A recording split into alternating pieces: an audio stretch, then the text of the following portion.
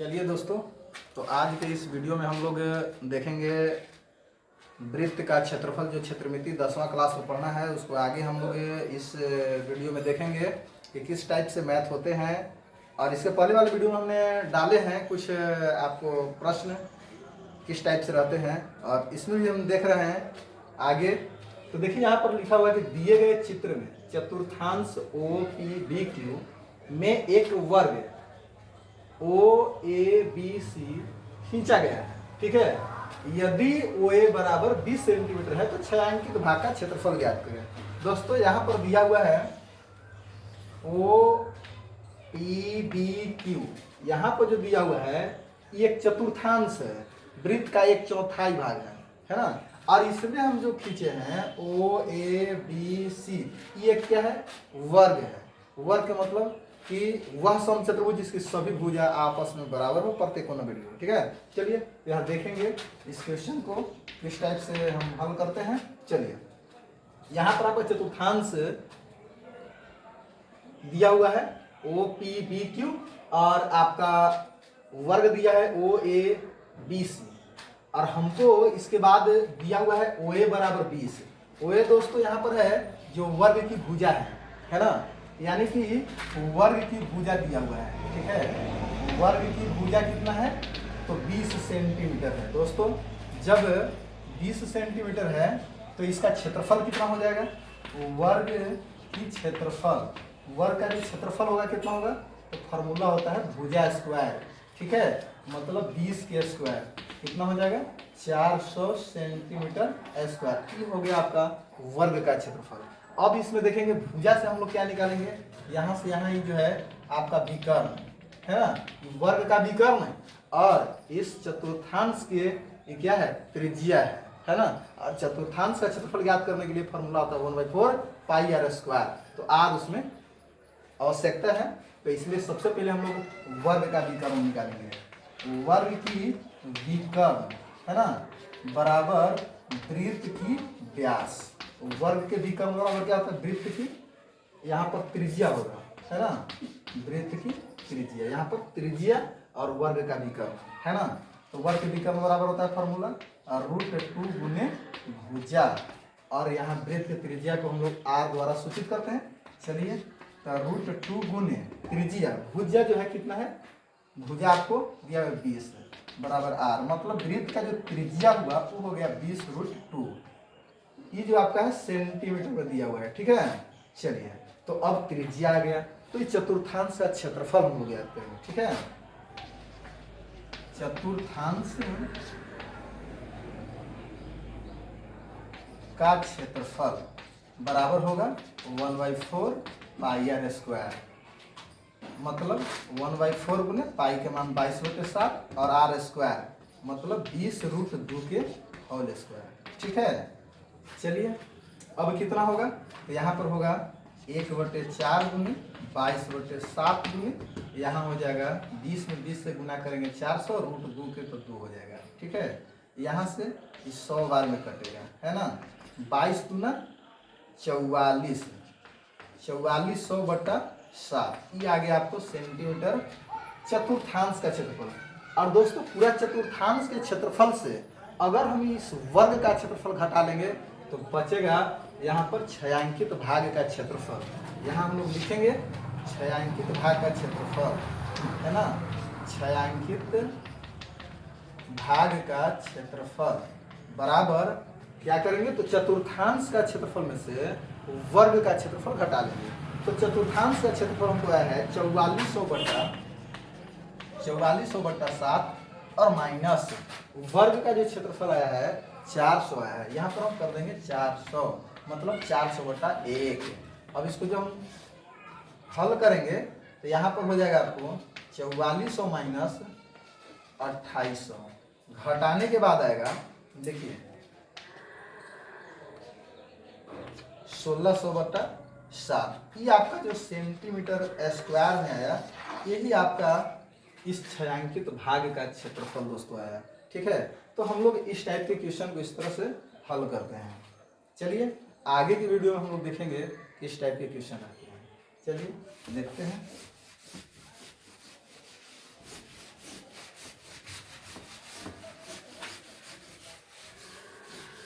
ध्यान से देखिएगा, समझ में आएगा ही आएगा, इसमें कोई दो बात नहीं है।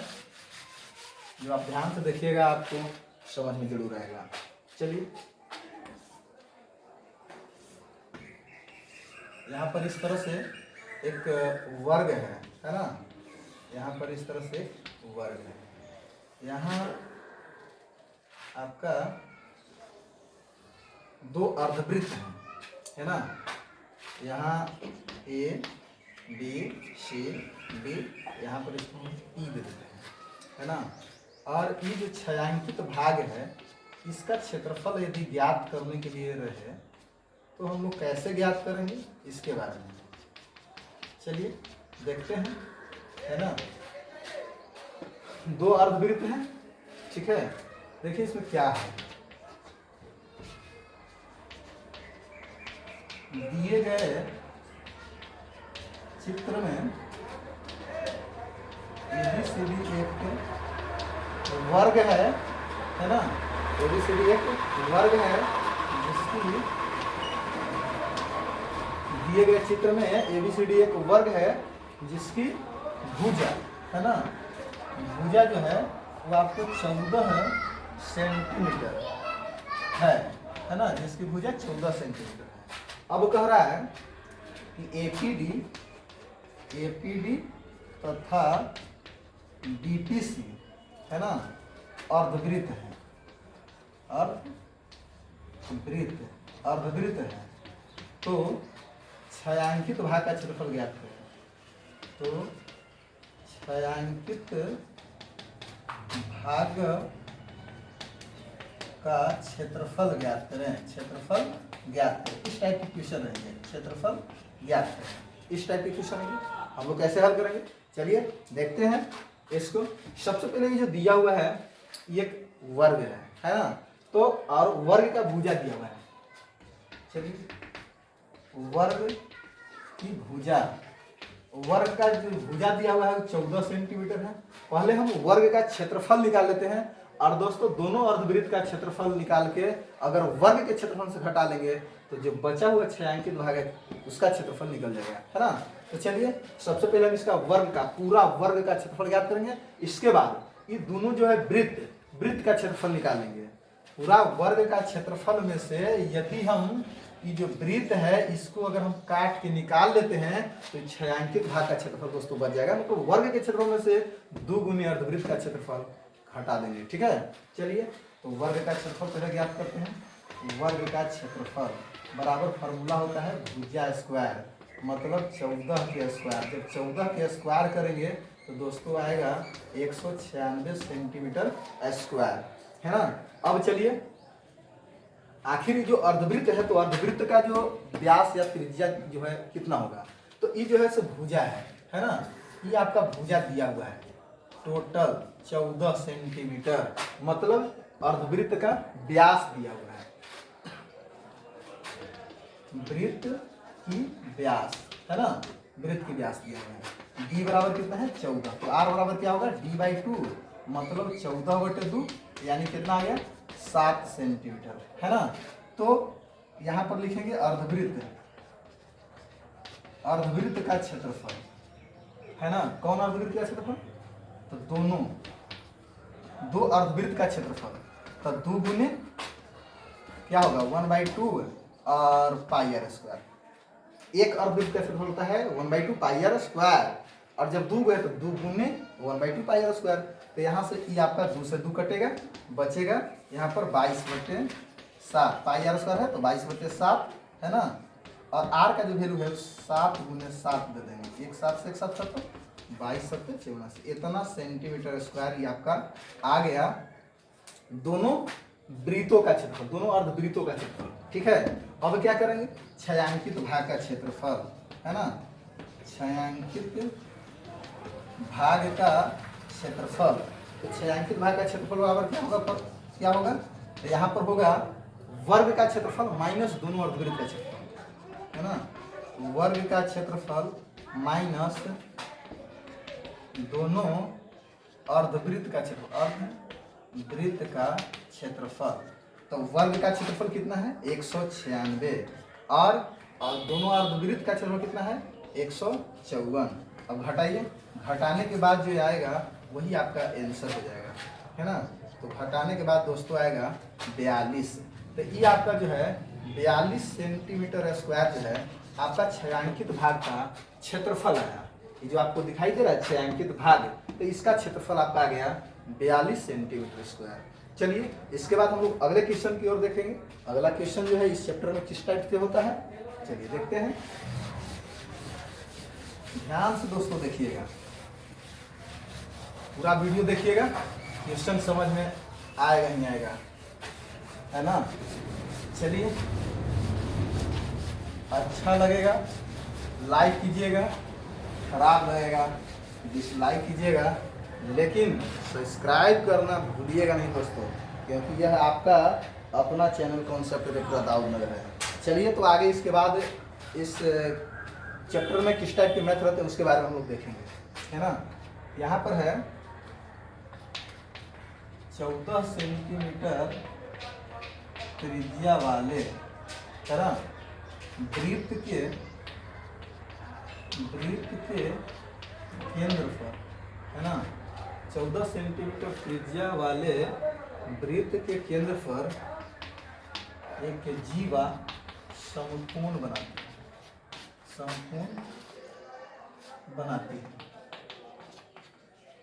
है ना, समकोण बनाती है। तब कह रहा है कि लघु त्रिज्यखंड, है ना, तो लघु वित्रिज्य का क्षेत्रफल ज्ञात करें। चलिए बहुत ही आसान क्वेश्चन। वित्रिज्य मतलब होता है त्रिज्यखंड, है ना। तो यहाँ पर देखिएगा दोस्तों, इस तरह से एक वृत्त है ना, और इस वृत्त में कह रहा है कि यहाँ पर एक जीवा है, ठीक है। अब जीवा में जो है यहाँ पर इस तरह से यहाँ समकोण बना रहा है, मतलब 90 डिग्री का कोण बना रहा है, ठीक है। तो अब कह रहा है त्रिज्या यहाँ पर जो है 14 सेंटीमीटर ऑलरेडी दिया हुआ है, समकोण कह रहा है, इसका मतलब यहाँ पर 90 डिग्री का कोण बनेगा, है ना। यानी कि थीटा बराबर आपको आ गया 90 डिग्री और आर बराबर दिया हुआ है 14 सेंटीमीटर। द्वित्रिज्य मतलब त्रिज्यखंड, ये जो यहाँ पर जीवा है ना, ये त्रिज्यखंड का निर्माण कर रहा है। तो यहाँ पर पूरा जो है इसका क्षेत्रफल निकलेगा।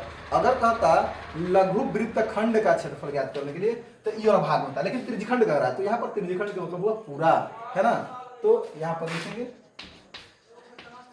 त्रिज्यखंड का क्षेत्रफल बराबर फार्मूला होता है थीटा बटे 360 और गुने पाई आर स्क्वायर।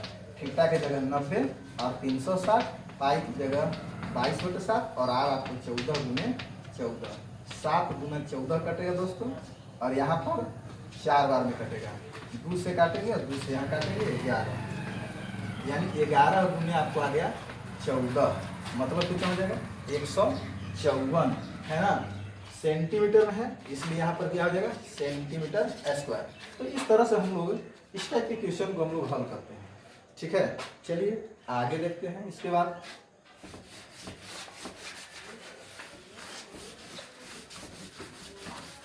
देखिए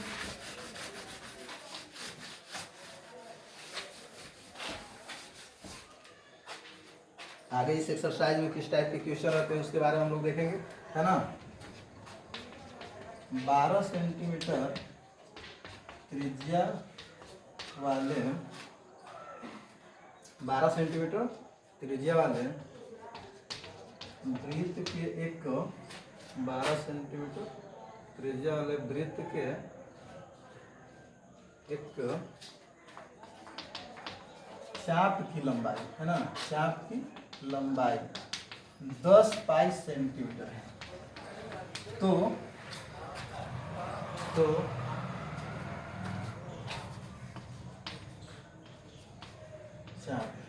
चाप की लंबाई 10 पाई सेंटीमीटर है। तो चाप द्वारा केंद्र पर बना कोण, है ना, बना कोण ज्ञात करें। इस तरह से 12 सेंटीमीटर त्रिज्या वाले, यहाँ पर एक हम वृत्त खींचेंगे जो 12 सेंटीमीटर त्रिज्या है। अब इसमें कह रहा है कि चाप यहाँ इस तरह से जो बन रहा है चाप की जो हम लोग लंबाई को एल द्वारा सूचित करते हैं और इसको त्रिज्या आर को आर द्वारा, तो त्रिज्या बराबर यहाँ पर दिया हुआ है 12 सेंटीमीटर और चाप की लंबाई जो है वो दिया हुआ है 10 पाई, है ना। यहाँ से यहाँ तक ये वाला दिया हुआ है 10 पाई। यहाँ पर ये जो थीटा कोण है, यही थीटा कोण ज्ञात करना है ना। यहाँ लिखेंगे, है ना, चाप की लंबाई बराबर थीटा बटा 360 और गुने 2 पाई आर होता है दोस्तों। चाप की लंबाई 10 पाई है, यहाँ थीटा के जगह हमको नहीं पता है, वही तो ज्ञात करना है। 360 2 और पाई और गुने आर का मान है 12, है ना। इस तरह से चलिए इधर जो भी है सब इधर हम लाएंगे, है ना। यहाँ 10 पाई और गुने 360 और बटा, जो भाग में इधर आके गुना में हो गया, जो गुना में इधर आके भाग में होगा। यहाँ पर 2 पाई गुने 12, है ना। तो 2 पाई में 5 से गुना करेंगे तो 10 पाई आ जाएगा, है ना। अब 12 में 30 से गुना करेंगे तो आपको 360 आ जाएगा और बराबर इधर हो गया थीटा। मतलब थीटा बराबर आ गया 30 25 150, मतलब 150 डिग्री का कोण जो है यहाँ पर थीटा की जगह बनेगा, है ना। तो इस तरह से हम लोग इस टाइप के क्वेश्चन को हल करते हैं। चलिए इसके बाद हम लोग आगे देखेंगे इस वीडियो में किस टाइप के क्वेश्चन रहेंगे, है ना। चलिए देखते हैं पूरा। यदि वीडियो देखिएगा, एक्सरसाइज का एक भी क्वेश्चन आपसे छूटेगा नहीं, है ना। और मैं जो वीडियो बना रहा हूँ वो 3 4 5 वीडियो में आपका ये जो एक्सरसाइज है खत्म होगा। छोटा छोटा वीडियो बना रहा हूँ ताकि आपको पढ़ने में सुविधा हो, कोई दिक्कत ना हो, है ना। ज़्यादा लंबा होता है, बोर फील होता है, आपको पढ़ने में मन नहीं लगेगा, इसलिए छोटा छोटा वीडियो बना रहा हूँ, उसमें आपको बहुत ही सहूलियत मिलेगा। चलिए अगला क्वेश्चन की ओर हम लोग देखेंगे, है ना। 14 सेंटीमीटर त्रिज्या वाले वृत्त की जीवा, है ना, केंद्र पर समकोण बनाती है, ठीक है, समकोण बनाती है। तो